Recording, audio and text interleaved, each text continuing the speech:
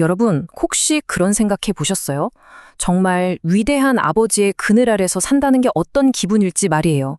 오늘 우리가 살펴볼 창세기 26장은 바로 그 질문에 대한 답을 찾아가는 한 아들, 이삭의 이야기입니다. 아버지의 발자취를 정말 놀랍도록 똑같이 따라 걷는 것 같지만 그 안에서 결국 자신만의 길을 찾아내야 했던 한 남자의 여정이죠. 자, 그럼 그 흥미진진한 이야기 속으로 한번 들어가 볼까요? 사실 이게 그냥 옛날 이야기 같지만은 않아요. 위대한 부모님이나 혹은 존경하는 선배를 둔 우리 모두가 한 번쯤은 깊이 고민해 봤을 법한 그런 보편적인 질문이잖아요. 과연 이삭은 이 거대한 유산 앞에서 어떤 선택을 하고 어떻게 자신을 증명해냈을까요? 자, 이 표를 한번 보세요. 이게 정말 재밌는데요. 이삭의 삶이 아버지 아브라함의 삶과 얼마나 놀랍도록 판박이인지를 한눈에 보여줍니다. 기근을 만난 것도 똑같고 그랄 땅으로 간 것도 심지어 아내를 누이라고 속이는 그 실수까지도 말이죠. 마지막에 아비멜렉과 조약을 맺는 것까지. 와, 정말 역사는 메아리처럼 반복된다는 말이 딱 맞네요. 이야기의 시작은 또 기근입니다. 아버지 아브라함 시대 이후에 한 100년쯤 지났을까요? 가나안 땅에 또다시 끔찍한 굶주림이 찾아오면서 이삭의 진짜 시험이 시작됩니다. 그런데 여기서 아버지 아브라함 때와는 다른 첫 번째 차이점이 딱 나타납니다. 아버지는 기근을 피해서 이집트로 내려갔었거든요.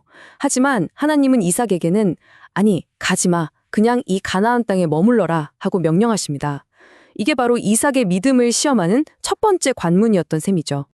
하나님은 그냥 거기 있어 하고 명령만 하신 게 아니었어요. 아버지 아브라함에게 하셨던 그 엄청난 축복의 약속을 이삭에게 다시 한번 확인시켜 주십니다.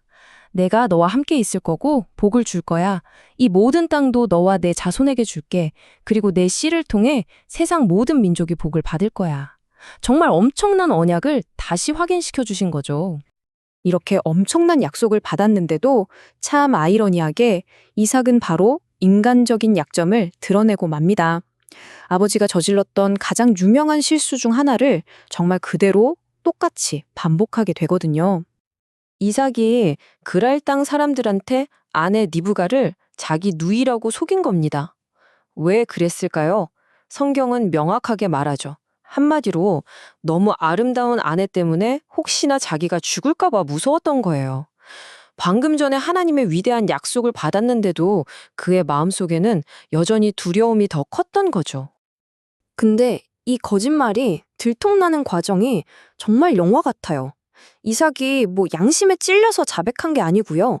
그 지역 왕인 아비멜렉이 그냥 우연히 창밖을 보다가 발견하게 된 겁니다. 이삭이랑 리브가가 보통 남매 사이로는 보이지 않는 아주 다정한 스킨십을 목격한 거죠.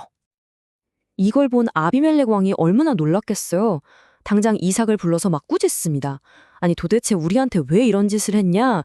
하마터면 우리 백성 중 하나가 큰 죄를 지을 뻔하지 않았느냐? 하고요. 오히려 이방인 왕이 이삭의 잘못을 지적하는 좀 역설적인 상황에 벌어진 거죠. 그러고는 이삭과 리브가를 건드리는 사람은 누구든 죽을 거라는 아주 엄한 명령을 내립니다. 자, 이제 이야기의 중심 갈등으로 넘어가 보겠습니다. 이삭의 성공이 오히려 주변 사람들의 시기와 분쟁을 불러일으키는 바로 우물 전쟁이 시작됩니다. 자, 이 숫자 좀 보세요. 무려 100배입니다. 100배. 기근이 들었던 바로 그 땅에서 이삭이 동사를 지었는데 글쎄 한 해 수확량이 100배나 된 거예요.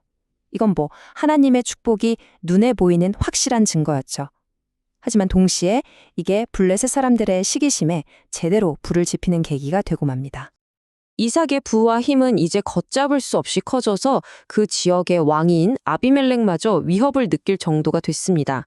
결국 왕이 직접 와서 이삭에게 이렇게 요구하죠. 이제 네가 우리보다 너무 강해졌으니 우리를 좀 떠나달라. 상황이 완전히 역전된 겁니다. 시기심에 눈이 먼 블레셋 사람들이 정말 치사한 방법을 씁니다.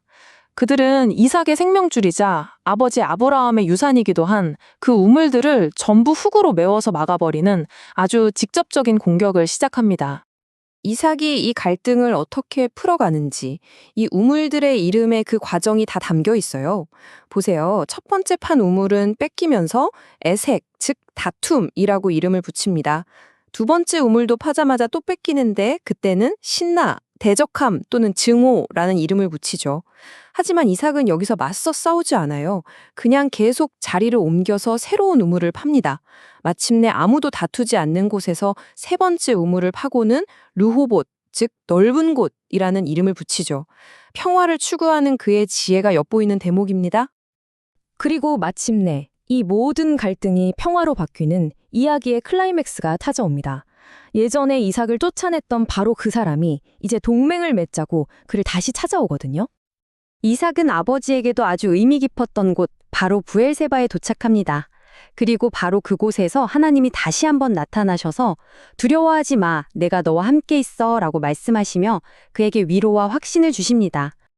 이게 바로 그 놀라운 변화의 증거예요. 예전에는 이삭의 힘을 위협으로 여겨서 쫓아내기 바빴던 아비멜렉이 이제는 그의 힘을 하나님의 축복으로 인정하고 있습니다.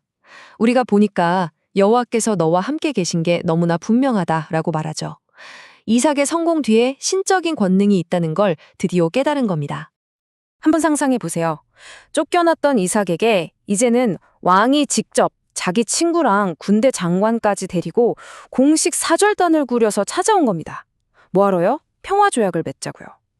힘의 균형이 완전히 이삭 쪽으로 기울었음을 보여주는 정말 극적인 장면이죠.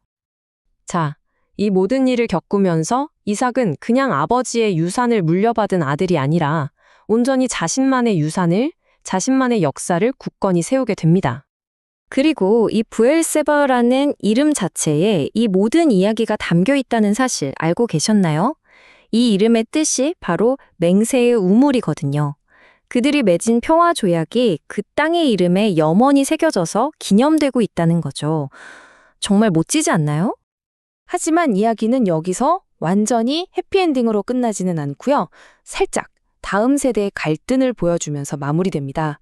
이삭의 아들 에서가 가나안 여인들과 결혼을 하는데 이게 이삭과 리브가에게 아주 큰 근심거리가 되면서 또 다른 가족의 시련을 예고하는 거죠. 이삭의 이야기는 결국 오늘을 사는 우리에게 이런 깊은 질문을 남기는 것 같아요. 내가 받은 축복이 오히려 다른 사람들의 시기를 사고 갈등의 원인이 될 때 우리는 어떻게 반응해야 할까요? 그 자리에서 다툼을 선택할 것인가? 아니면 이삭처럼 평화를 위해서 기꺼이 르호봇, 즉 더 넓은 공간에 찾아 나설 것인가? 여러분이라면 어떤 선택을 하시겠어요?